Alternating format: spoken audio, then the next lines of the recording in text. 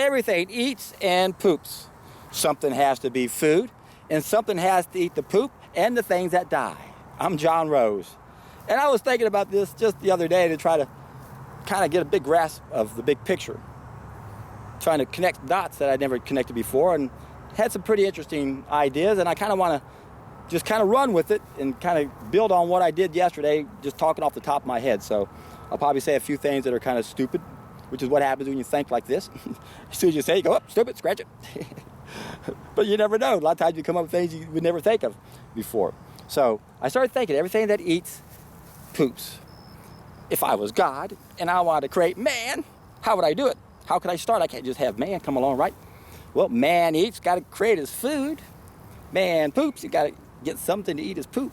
Man dies, got to get something to put those ashes back into the ground, don't you? So there's a cycle. So how would you start? Where would you start? You start with the things that eat the poop first, right? And from what I read, that's what they claim happened here on this planet. If we could put our human existence on a football field, 6 million years, then according to what we've been told, the universe, the Big Bang, popped into existence 2,350 football fields ago. Oh, John, the earth is flat, blah, blah, blah, blah, blah, blah. According to the way they say it, that's the time sequence. 750 football fields ago, here comes our solar system, here comes our planet. As above, as below. We got the sun that's round, we got planets with satellites around them, they're all round. We got satellites around us that are round, but we're flat. I gotcha. Okay, where was I? Can I get back to my train of thought on this one? Okay. So, 750 football fields ago, here comes our planet. 500 football fields ago, here come the bacteria.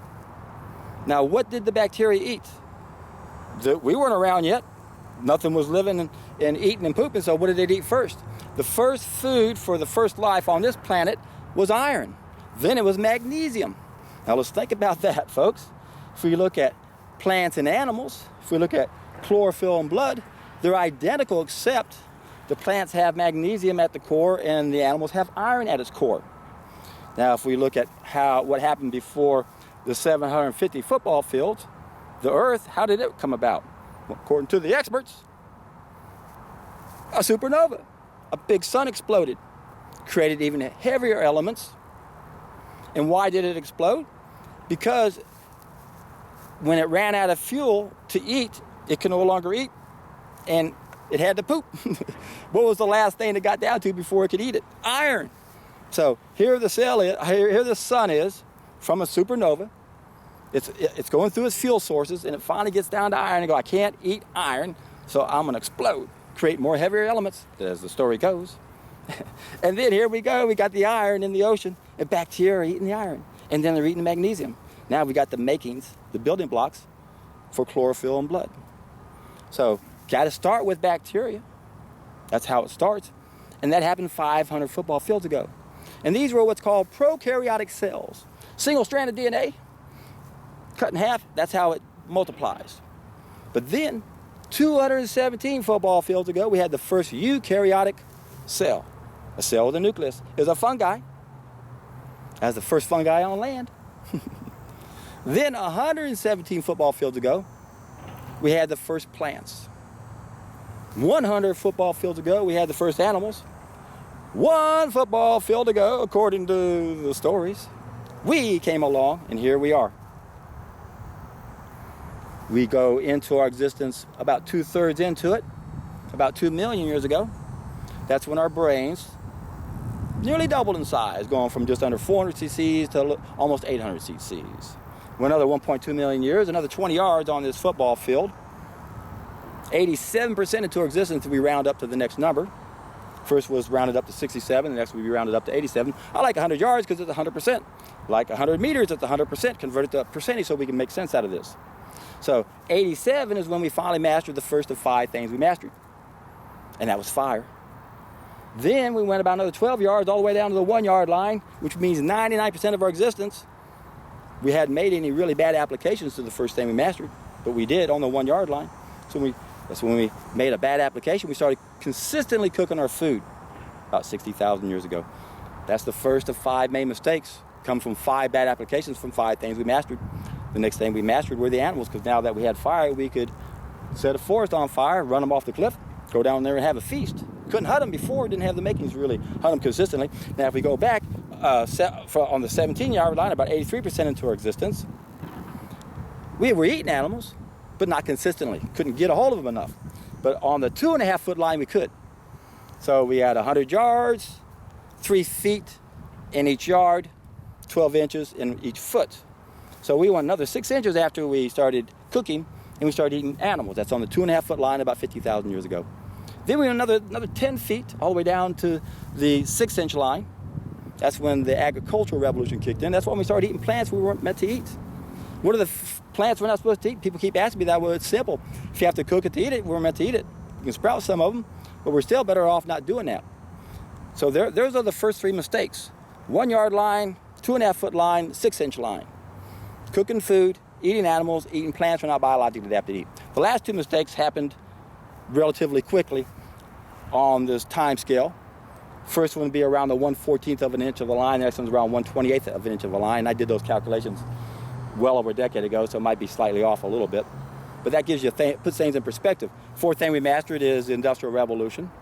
That's when we started eating processed foods. That's a big mistake. The 5th thing we mastered were the chemicals in the 40s. And that's another huge mistake because we lose 83% of our biophotons when we grow our food on artificial fertilizers, very pesticides, but when we cook our food, we lose those 100% because we can't store the coherent sunlight energy into something that's dead. It's got to be living. That's why the whole purpose of my message on my channel is to help us understand how, or why rather, it is so important that we eat our biophotons. We don't kill our food. We don't alter our food so we can get those biophotons, so we'll have cellular communication so that our body can deal with any microbe, any bacteria. They're not a problem in a healthy person. Going back to Louis Pasteur, the microbe is nothing, the terrain is everything. If your cells vibrate too low of a frequency, if you got waste matter inside you, bacteria are going to appear to be problematic, but all they are is the garbage men. God didn't put them here so that we could defend ourselves against the aliens when they came to visit us. That wouldn't make sense. But didn't God create the whole universe? He didn't create the aliens. But anyway, think about it, folks. Every time you turn around, they're sneaking in pages, Satan's secret weapon, to make us believe in certain things. See, a lot of people don't even realize why they believe colds are contagious. They forgot they watched that movie, War of the Worlds, and how we have that reference that we killed the Martians because of the germs. It's frightening when you think how many times a day we're reinforced on beliefs that make us think and do the things we do, what society wants us to do. And you see it every time you turn around. People are just parrots repeating what they think they're supposed to do. And we're not coming close. And the reason is because we're missing the most valuable knowledge in the world. It's how to live. We got to understand that when we learn to live the right way, you don't have to worry about the microbes. You don't have to worry about heart disease and cancer and diabetes and arthritis and all these other conditions that afflict us, especially as we age, because everything we do affects us, and those effects accumulate and are reflected in what we got.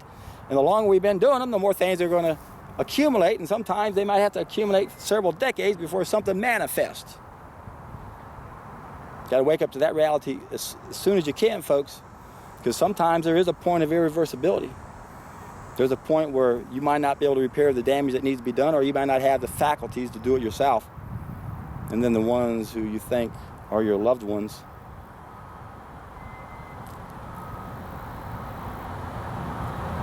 will trust the doctors and end up being the reason why you die prematurely. So, what can I say? The hero's journey is a challenge. The ones you love the most are going to break your heart sometimes if you can't get through to them. It's hard to believe that so many people still believe in mainstream media and mainstream medicine. Some people are really convinced they have the answers. They're convinced they are the go-to people. Because every time you watch TV, ask your doctor, ask your doctor, ask your doctor.